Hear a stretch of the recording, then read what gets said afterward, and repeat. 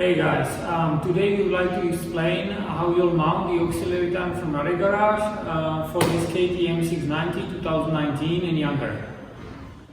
Let me explain what you get when you buy the 690 auxiliary tank kit from RADE garage. Of course, you get the tank itself. It's made from a crosslink material. It's quite stiff. The volume, it's almost 6 liters of gas, and here is already the brass outflow mounted on the tank. Then you get two foam filters from Twin Air. They are pre-oiled, yes, so you just put them on and you can ride.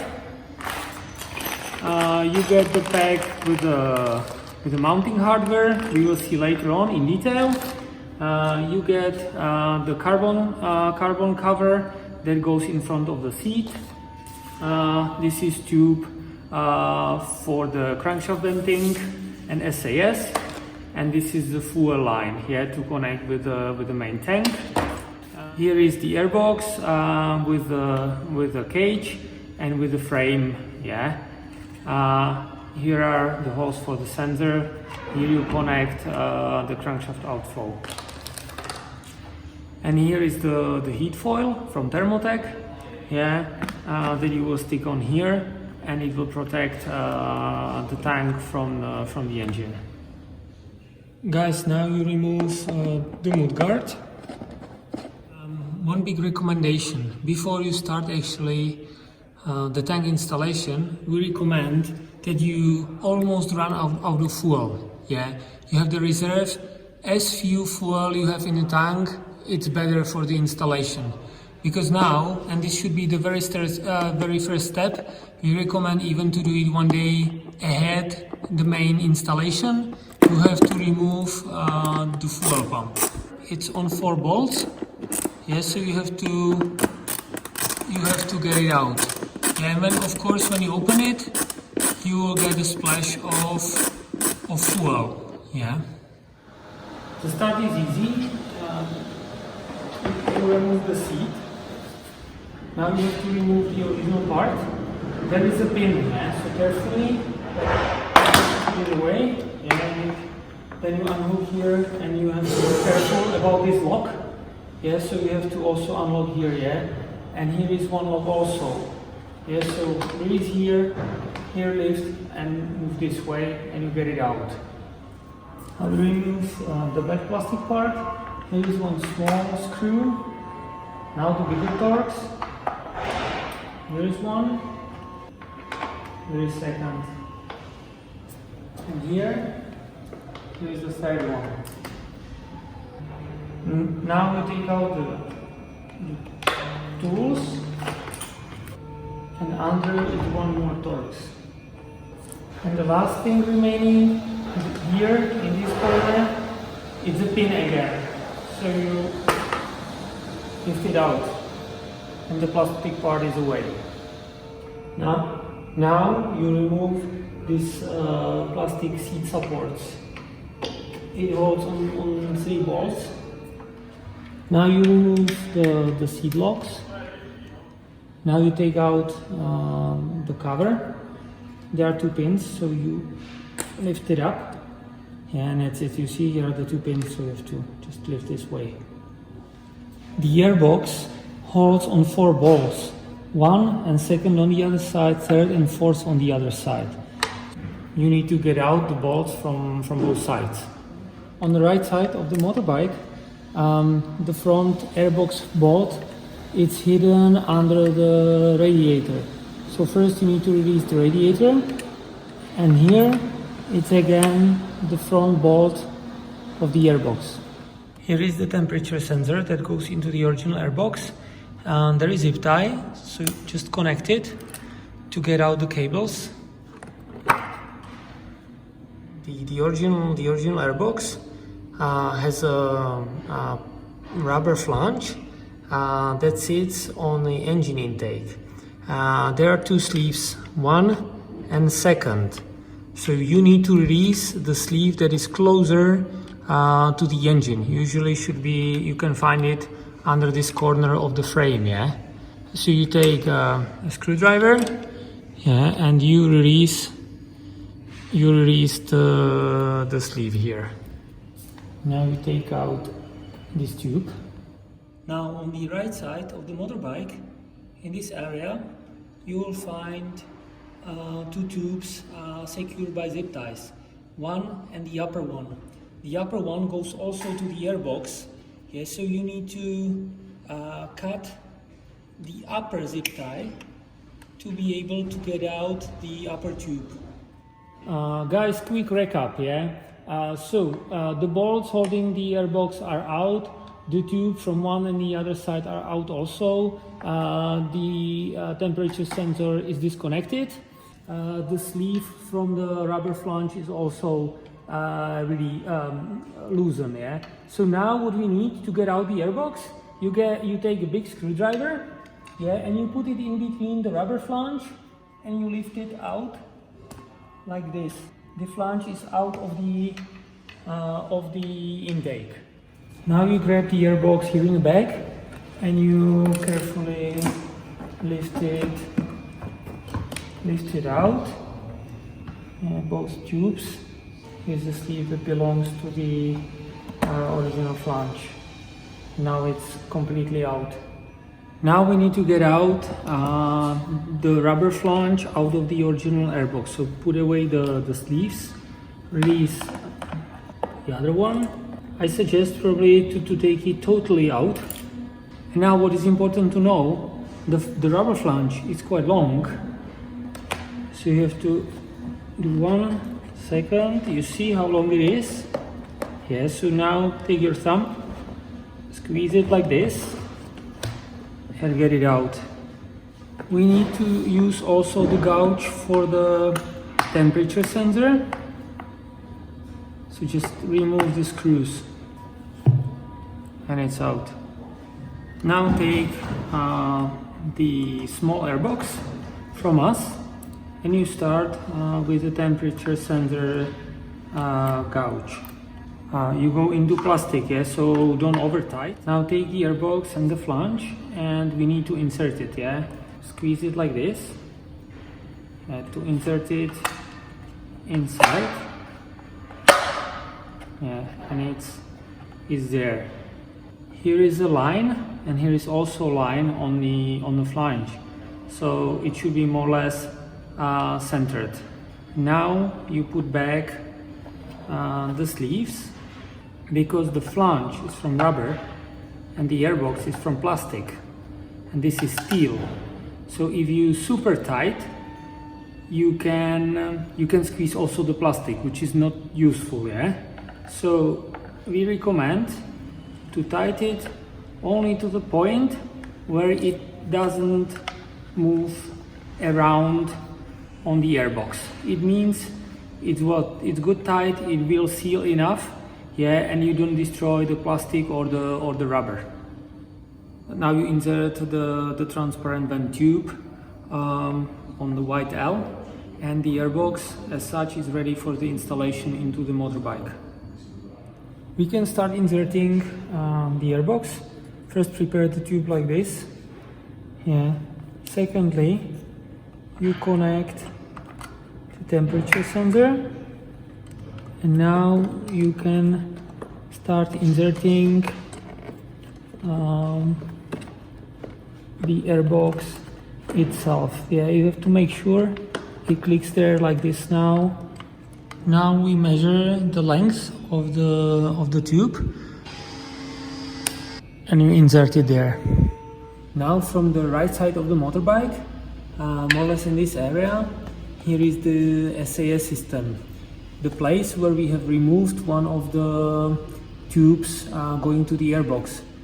We recommend to take out this bolt holding the SAS system. Now you take out the SAS. Now prepare this pink tube.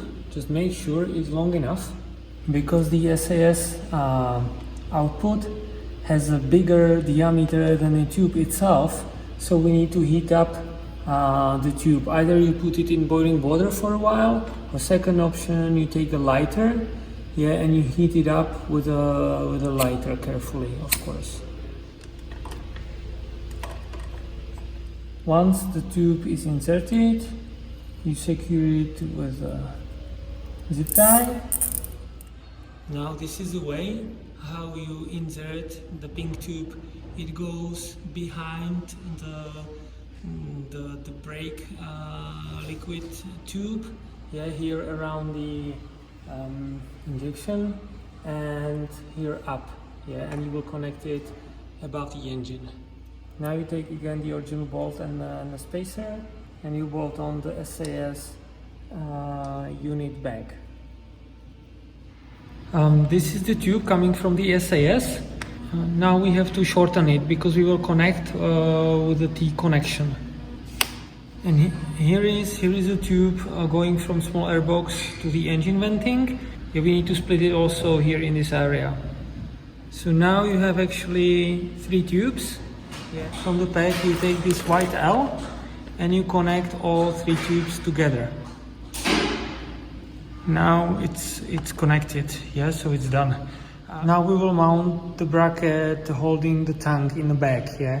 So you prepare 4 times the M6x16 and the nuts and the bracket itself. And you will mount to this hole and this hole. So it sits there this way. Here in this first hole, there is already a welded nut from the other side, so there is thread inside actually. So you only bolt on. The second bolt you have to secure with a nut. Now we need to stick on the heat foil on the tank. You will start from this side, make it here, I don't know, behind this corner 2 centimeters longer, yeah, and you stick it on until you get here.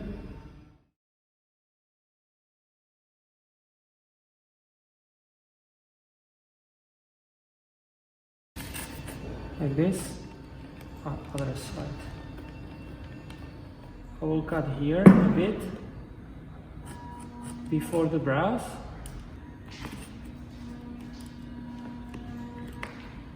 So that you cut such a window.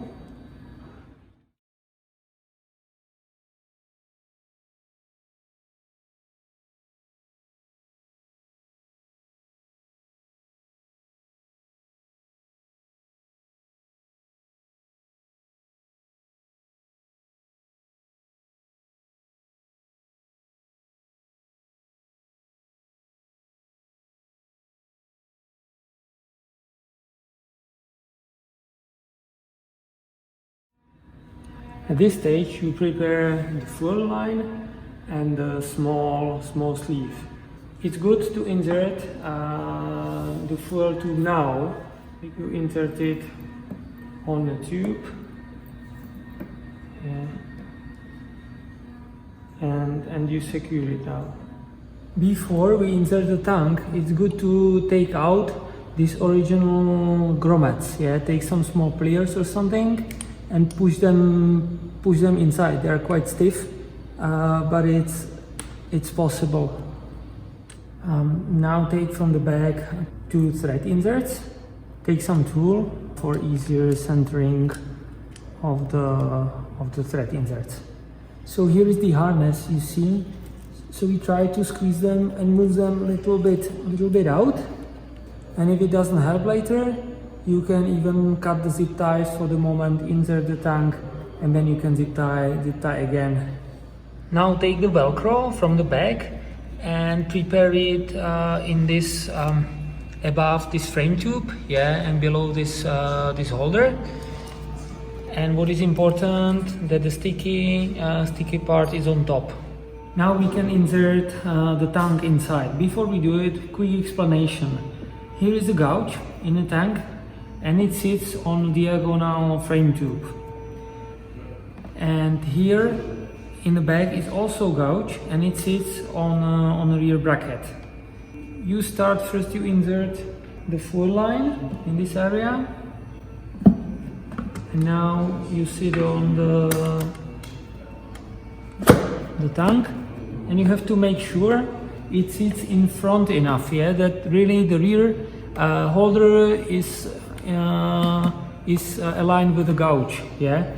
Also, because of the harness here on the right side, the tank doesn't sit necessarily in the center, yeah, it could be a little bit off, yeah, so it's also not a problem, yeah. Now you can fasten the tank with a Velcro. It has to go above the clutch hose, yeah, and above the electric hose, and tied it like this, yeah. Guys, now we mount back the seat locks. Now you take the M5x40 bolts and the carbon cover, and you will mount it through the cover into thread inserts here, yeah. If it's not well aligned, you can still take any tool and you can move the thread inserts for better alignment. Now put on the fuel cap and fuel vent. Guys, this is the foam filter from Junior. Just such a tip, we recommend if you have rubber gloves, it's a good time to use them now, because the foam filter is pre-oiled. Here we have the cage, the same way. You insert the cage, and now with the taller side, you put it in the back, and you insert it on the bolt going out from the gearbox. Now you take the frame. Now you take the long nuts and the washers. First you put on the washer, and then you use the long nut. It is enough just to finger tight. No tools needed. Guys, we don't use these seat supports anymore, yeah, because the seat is now supported by the tank itself. Now put the black plastic part back. One tip, start with this one bolt, yeah, and then catch all the other bolts, yeah, and then in the end, when you have all bolts in the threads, then tight. Now put the tools inside. Now you can put back the side panel. Just remember, here's one hook, here's second hook, and here's a pin, yeah? So you start to hook it from front, and it's there. Put back the radiator with the original bolts. Put back the plastic panel, yeah? And now hook on again the side panels.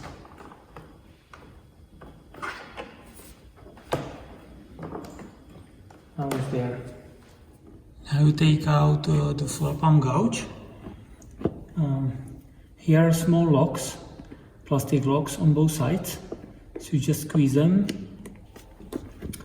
And now you can take out the upper cover. And now you hold the metal part. Be careful to take out the plastic gouge. Guys, now take the spacer. Remove the banjo and the bolt. Take the fuel pump cover. You put it on. You don't need now the O-ring. Just remember, the O-ring goes on top, the big O-ring, and here is the original seal. Yeah, and we need to drill a hole into the fuel pump cover. Yeah, so you mark through the outflow. Now you drill carefully 8mm hole, yeah? Especially be careful, don't destroy the original seal. The hole is done, yeah? Now put on the spacer. Put back the banjo with the bolt and the Cooper washers. Yeah, it's very important. At this moment only finger tight, yeah, and put also back the big O-ring. Now take the M5x50 bolts and you bolt on the spacer to the fuel tank. Now you tight all 4 bolts and carefully, don't over tight, because it goes into your tank, and if you damage the threads in the tank, you are in big troubles. Now we will install the fuel tap. So you need two sleeves, the spacer. Remove this bolt here. Use the fuel tap, the bolt and the spacer, and put it in this place. And bolt on here. Don't tight much yet, keep certain flexibility.